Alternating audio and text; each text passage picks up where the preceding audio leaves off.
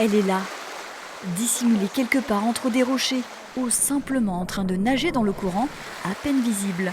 Dans les rivières des monts de Laconne, c'est elle la star. La truite fario, celle que les pêcheurs aiment taquiner. C'est un poisson qui est intéressant aussi parce qu'il a un comportement qui évolue au fil de la saison, ce qui permet aux pêcheurs en définitive de pratiquer plein de sortes de pêche, que ce soit la pêche au toc, aux appâts naturels, la pêche à la mouche artificielle, en nymphe ou en sèche, le verron aussi, donc des petits poissonnets. Juste avant l'ouverture de la pêche à la truite, les associations avaient pour habitude de déverser des kilos de poissons. 1 tonne il y a 10 ans dans le canton de Murat-sur-Vèbre. Cette année, 260 kilos à peine.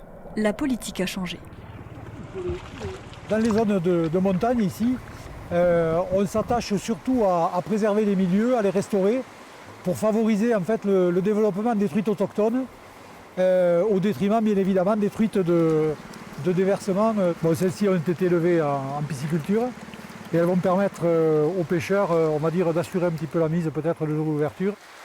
En aval de la rivière Viau, un parcours no-kill pour les adeptes de la pêche à la mouche. Les poissons attrapés sont systématiquement rejetés à l'eau. Cette saison, la truite fario devrait être au rendez-vous.